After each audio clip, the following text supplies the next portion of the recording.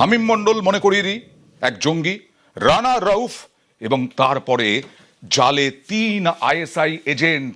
এই ৩ জনকে কোথা থেকে গ্রেফতার করা হয়েছে, ধরা হয়েছে? কোচবিহারের সাহেবগঞ্জ থেকে এসটিএফ এর জালে ৩। বেঙ্গল এসটিএফ পর সাফল্য পাচ্ছে এবং এখানেই ঘাঁটি গেড়ে থাকছে এখানকারই লোকজন। পাকচর সন্দেহে গ্রেফতার আরও ৩ ধৃত সন্দেহভাজন রশিদুল, নাসিরউদ্দিন, শফিকুল। ভারতীয় মোবাইল সিম পাকিস্তানে পাচারের অভিযোগ, বাংলাদেশে ও ভারতের সিম পাচার অভিযুক্তদের এবং ভারতীয় অর্থনীতিকে ভেঙে দেওয়ার জন্য জাল নোট চক্রের সঙ্গেও ধৃতরা জড়িত থাকার সন্দেহ।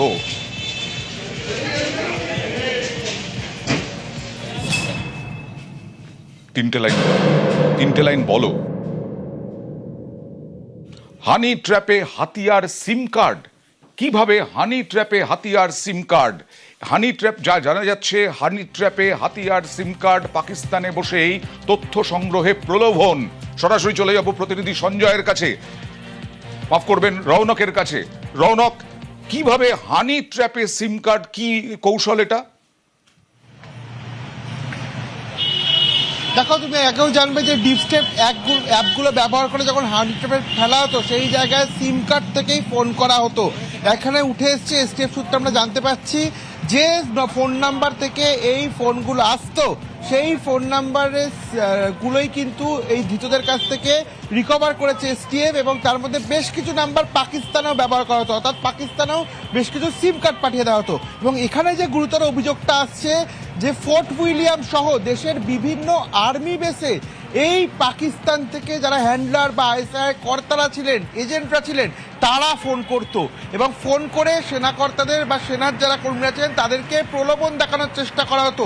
এইরকমই একটি ফোন চলতি বছরে ফোর্ট উইলিয়ামেও আসে এবং তারপরে দেখা যায় এই যে সিম কার্ডগুলি উদ্ধার হয়েছে বা যে মোবাইল নাম্বারগুলি ট্র্যাক করা হয়েছে সেরকমই একটি মোবাইল নাম্বার থেকে ফোর্ট উইলিয়ামে ফোন আসে, প্রলোভন দেখানো হয় এবং জানা যাচ্ছে পিওকে অর্থাৎ পাক অধিকৃত কাশ্মীর এবং পাকিস্তানের যে পাঞ্জাব প্রদেশ, এই জায়গাগুলি থেকে কিন্তু এই নাম্বার থেকে ফোন আসতো এবং কলকাতা পুলিশেও কিন্তু ফোর্ট উইলিয়ামের তরফ থেকে এই ফোন আসার বিষয়টি জানানো হয়েছিল।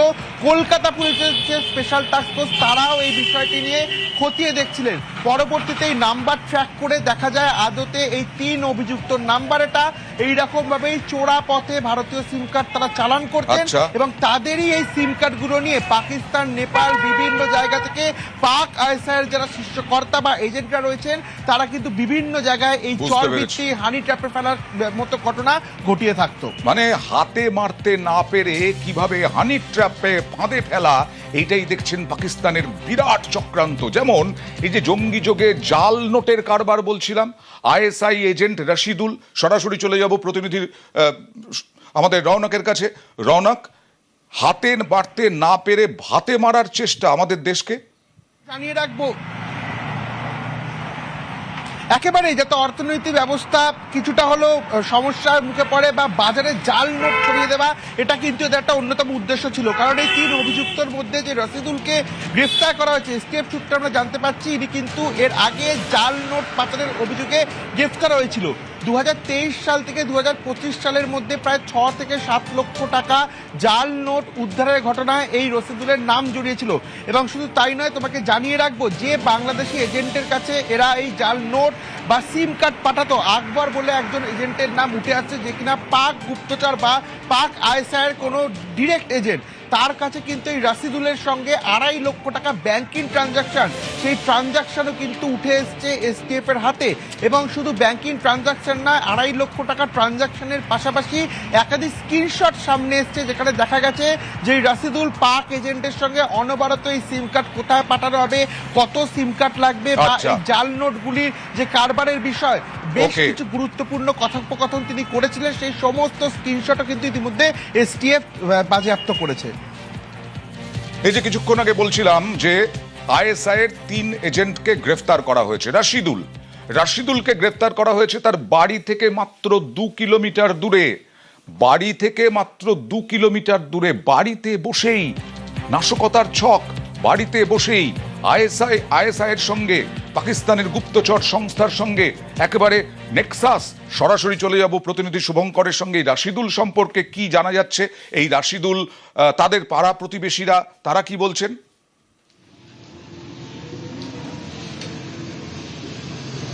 সয়নদা, তোমাকে জানিয়ে রাখি, এই রাশিদুলের বাড়ি হচ্ছে একদম বাংলাদেশ সীমান্ত লাগোয়া গ্রাম সরাই থানা, এটি সাহেবগঞ্জ থানার মধ্যে পড়ে এবং ওর বাড়ি থেকে ঢিলছোড়া দূরত্বেই কিন্তু কাঁটাতার রয়েছে। এবং ওর পরিবারের যেটা দাবি যে রশিদুল হচ্ছে দীর্ঘদিন ধরে বেঙ্গালুরু এবং দিল্লিতে রাজমিস্ত্রির কাজ করত, তবে গত 1 বছর ধরে সে এই দিনহাটার যে থরাইখানা বাংলাদেশ সীমান্ত লাগোয়া বাড়ি সেখানেই সে রয়েছে।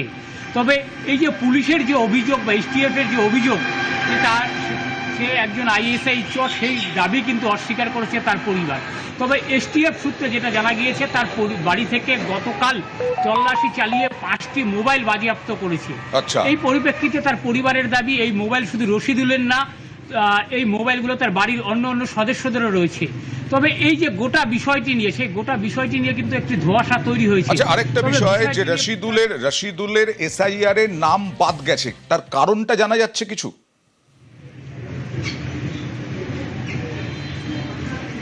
দেখো, যেটা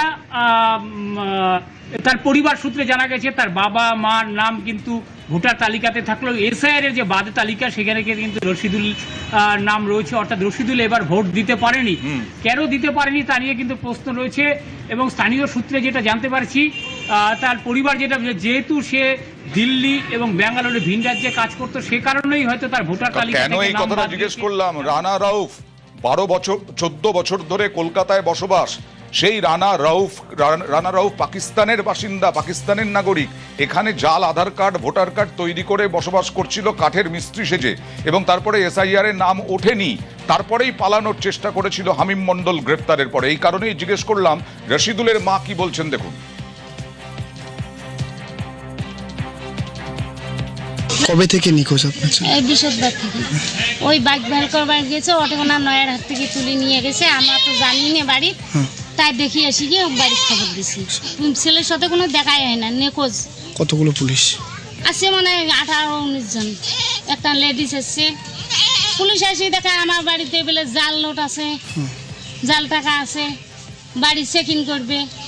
সুকেশ যত ড্রেসিং ফেসিং যত কিছু আসলো, বিছনে বাড়ি সব উল্টি দেখছি। আর এই 3 জনের মধ্যে অন্যতম শফিকুল। এই শফিকুল শ্বশুর বাড়িতে ডেরা বেঁধেছিল। রানা রাউফের পর এই যে 3 জন ISI এজেন্ট গ্রেফতার, তার মধ্যে রশিদুল দেখলেন বাড়ি থেকে 2 কিলোমিটার দূরে গ্রেফতার হয়েছে এবং ISI এর সঙ্গে যোগাযোগ, নেক্সাস। আর এই শফিকুল, সেও কোচবিহারের বাসিন্দা, সাহেবগঞ্জে। কোচবিহারের বাসিন্দা কিনা সেটা জানবো। চঞ্চলের সঙ্গে কথা বলবো। উত্তর দিনাজপুর থেকে চঞ্চল রয়েছে। চঞ্চল, এই শফিকুল শ্বশুর বাড়িতে ডেরা বেঁধেছিল কেন? কোথাকার বাসিন্দা আর শ্বশুর বাড়ি ঠিক কোন জায়গায়? দেখো, শ্বশুর বাড়ি হচ্ছে গোয়ালপুকুরে যে পাঞ্জিপাড়া দেওয়ানাগ যে গ্রাম রয়েছে, সেই দেওয়ানা গ্রামের এই শফিকুলের শ্বশুর বাড়ি।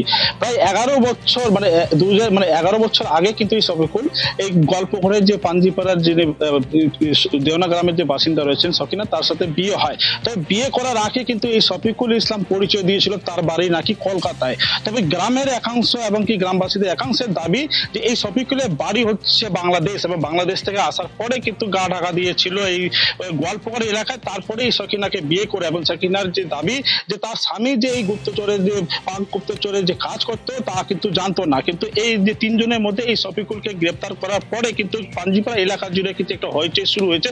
যখন পাঞ্জিপাড়া এলাকায় যে শফিকুল গা ঢাকা দিয়েছিল শ্বশুর বাড়িতে, পাঞ্জিপাড়া বাজার এলাকায় ঘোরাঘুরি করতো, যাতায়াত করতো, কিন্তু তেমন কিন্তু মানুষ পাঞ্জিপাড়া এলাকার বাসিন্দা তারা কিন্তু ঠিকঠাক বুঝতে পারতো না যে এই শফিকুল আসলে কাজটা কি করতো। তবে ওর স্ত্রীর দাবি যে ফেরির কাজ করতো এবং নিজের যে পরিচয় সেটা কলকাতা বাসিন্দা হিসেবে পরিচয় দেয়। তারপরে তাকে একেবারেই চঞ্চল, আমরা গত কয়েকদিন ধরে বলে আসছি যে পাকিস্তান থেকে বা বাংলাদেশ থেকে এসে বিয়ে করে এখানেই জামাই হয়ে যাওয়া, এরকম অসমে মিয়া গ্রাম বলে একটা গ্রাম ছিল, এখানেও সেই একই অবস্থা। বাংলাদেশ থেকে এসে বিয়ে করে জামাই হয়ে শ্বশুর বাড়ি থেকে ডেরা। আর এই শফিকুলের বউ কি বলছেন, দেখুন। সাফিকুল কে হয় আপনার? আমার বর বাংলাদেশ থেকে আসছিল, তারপর আপনাকে বিয়ে করছিল? বলছে যে বাংলাদেশে, তো ওটা আমি বলতে পারবো না। বলছি কালকে রাতে পুলিশ আসছিল বাড়িতে? রাতে আসছিল, নিয়ে দেখাই সাইন টাইন করে নিয়ে গেল। আপনার স্বামীর কি এখানে ভোটার কার্ড আছে? হ্যাঁ ভোটার কার্ড আছে, ওর কাছে আছে voter card, Aadhaar card, PAN card, driving licence সব কিছু আছে। আপনার স্বামীকে যে গ্রেপ্তার করা হলো, এই যে পাকিস্তানে ভারতের সমস্ত তথ্য পাচার করতো, এমনকি জালনোটের ব্যবসা করতো। না, এটা ভুল কথা। ওই কাজ করে না, ওকে কেউ ফাঁসাইছে। আমি জানি ওই কাজ করে নাই। তাকে দেখেছিলাম দেওনাতে, একটা বিয়েও করেছিল, কিছুদিন যাবত ছিল ও, কিন্তু প্রায় 3-4 বছর থেকে আউট। এখন কোথায় থাকতো না থাকতো শুনলাম আজকে যে ধরা গেছে ও। রাতে নাকি ওকে নিয়েছিল ওর বাড়িতে, ওর বউ বাচ্চা দেখার জন্য। ওরা চিহ্নিত করলো, তারপর আবার শুনলাম যে নিয়ে চলে গেছে। শ্বশুরবাড়িটা কোথায়? দেওনা। কি নাম যাকে ধরেছে? শফিকুল। ও মানে আটাং পাটাং এদিকে ওদিকে ঘুরতে ফিরতেই থাকতো। কাজকর্ম কি করতো না করতো সেগুলো আমরা জানতাম না। এমনি আসল বাড়ি কোথায়? আসল বাড়ির সম্বন্ধে আমি জানি না।